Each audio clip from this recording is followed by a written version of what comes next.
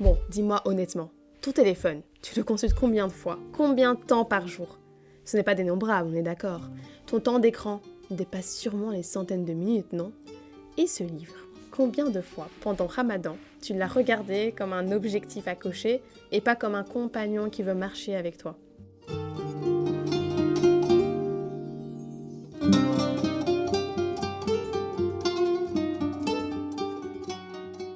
Bon, aujourd'hui, on va partir sur un constat. Pendant le Ramadan, souvent on se dit « c'est le moment des objectifs Coran. Je dois faire une khatma », donc ça veut dire lire le Coran intégralement. Je veux participer aux lectures en communauté. Je dois lire un juz par jour minimum. Je dois au moins lire 5 pages, sinon c'est mort. En vrai, sur le planeur, c'est magnifique, hein, l'idée est géniale. Mais dans la réalité, c'est vrai que c'est un peu plus compliqué. Peut-être que toi aussi, tu vis un truc un peu douloureux. Tu ouvres le Coran parce que tu dois, pas parce que tu veux.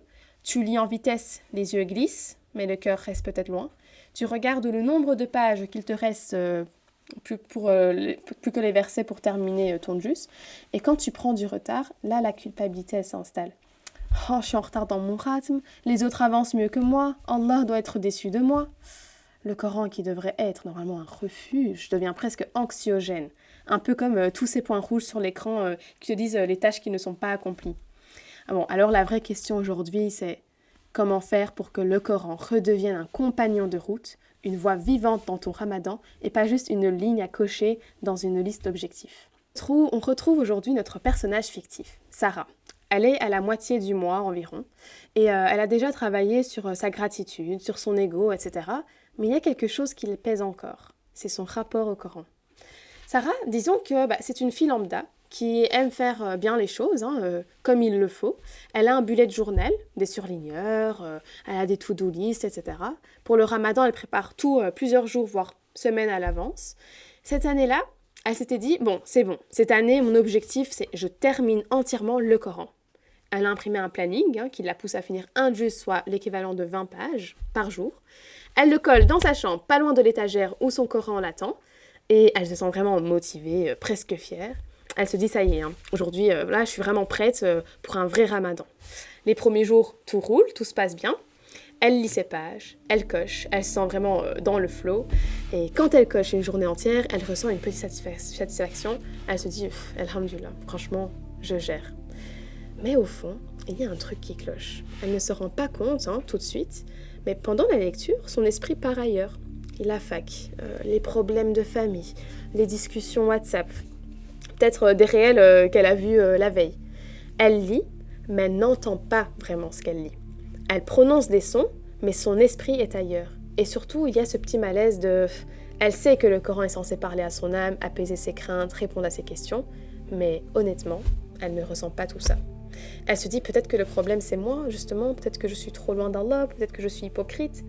Son vrai besoin, en fait, qu'elle n'a pas encore identifié, c'est pas juste de finir le Coran, c'est de se sentir accompagnée par le Coran.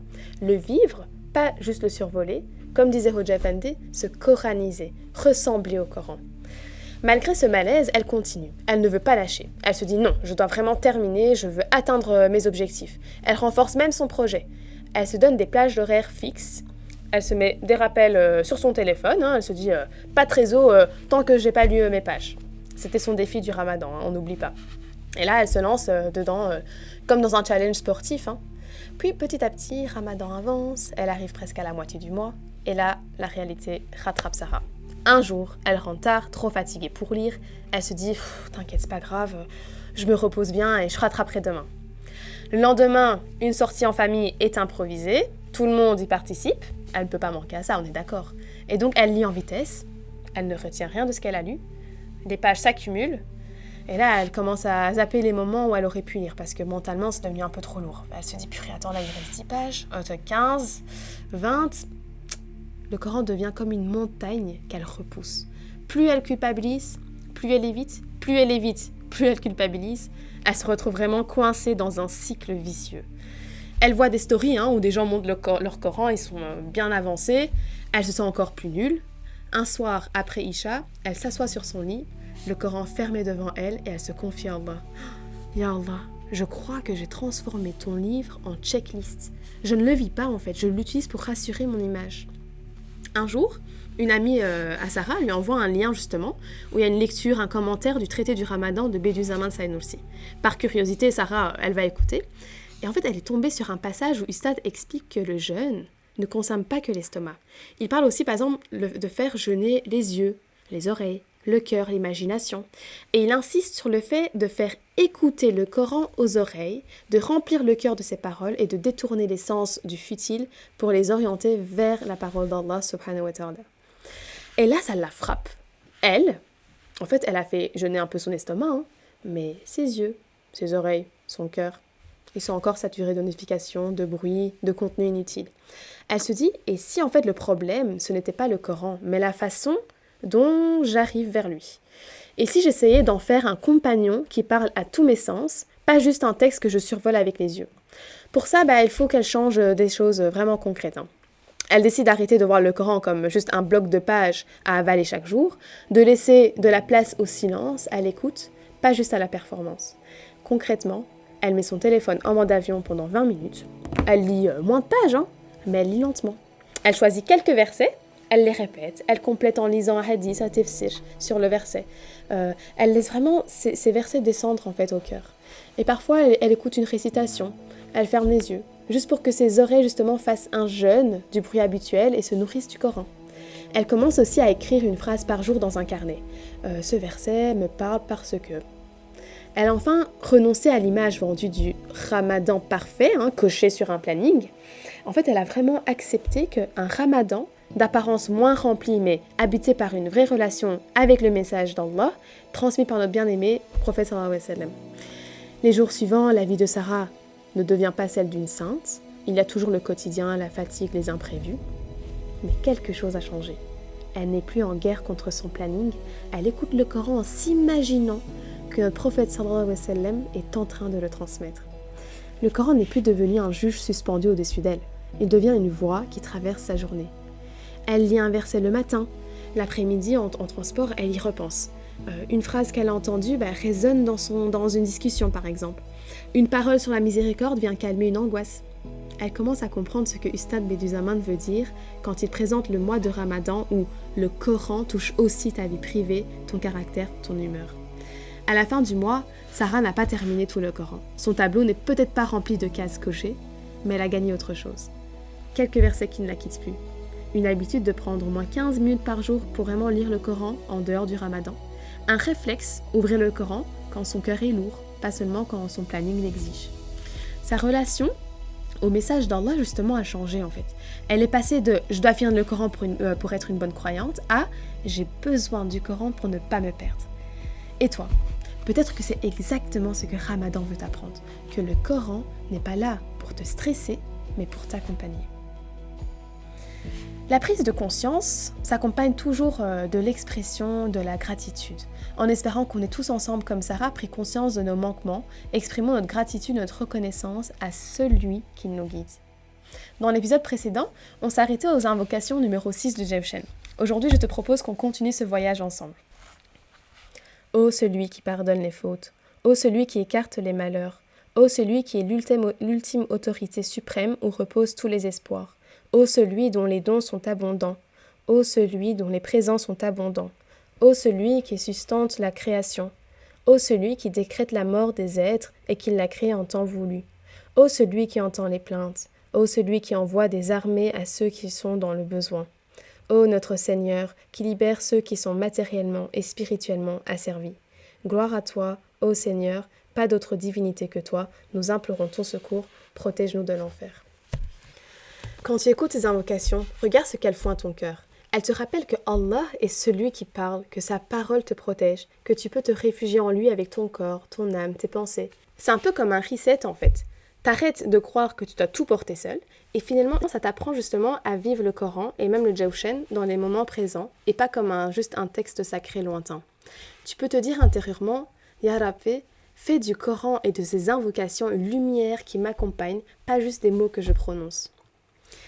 L'article de Confluence, justement, un article de Roger Effendi, il mérite vraiment notre attention à ce propos en fait. Il dit que Ramadan, donc dans le texte Ramadan, l'essence des joies spirituelles, il explique que le Ramadan est avant tout le mois du Coran. Il dit que même ceux qui ont pris justement la distance avec le livre tout au long de l'année, vont retrouver pendant ce mois une atmosphère qui les ramène vers cette lumière. Il décrit comment les vallées desséchées de l'âme peuvent être remplies d'une inspiration nouvelle nourrie par l'esprit et le mystère du Coran. Il parle des cœurs qui plongent dans le Coran, se transformant en jardin fleuri, et de ces âmes qui finissent par voir l'univers entier à travers la lumière de la révélation. Ce que j'aime dans ce texte, c'est qu'il ne parle pas du Coran comme un objectif à atteindre justement, mais c'est plutôt comme une source qui alimente la vie intérieure. Il dit que pendant le Ramadan, l'essence du Coran se reflète sur les visages, que les jours et les nuits de ce mois portent une lumière particulière et que ceux qui écoutent le Coran comme s'il leur avait été justement révélé à eux seuls, goûtent à quelque chose de paradisiaque. Tu vois comment ça rejoint ce qu'on raconte depuis le début. D'un côté, tu as le Coran objectif, je dois tenir la cadence, et de l'autre, tu as le Coran compagnon. Je vis avec lui, je l'écoute, je me laisse emporter. Confluence fait exactement ce lien entre foi et vie moderne. On ne te dit pas de fuir le monde, de disparaître dans une grotte avec ton Coran. Non. On te dit juste, au milieu de ta vie réelle, avec les études, le travail, la fatigue, fais de ce mois un temps où le Coran reprend sa place au centre de ton confort intérieur. Ce n'est pas un plus à ajouter dans ton emploi de temps, c'est plus une fenêtre à traverser, à travers laquelle en fait tu vas pouvoir lire ta vie. Alors on a commencé cette vidéo avec un constat un peu dur. Parfois, on transforme le Coran en projet à cocher. On le vit comme une pression, au lieu de le vivre vraiment comme une présence.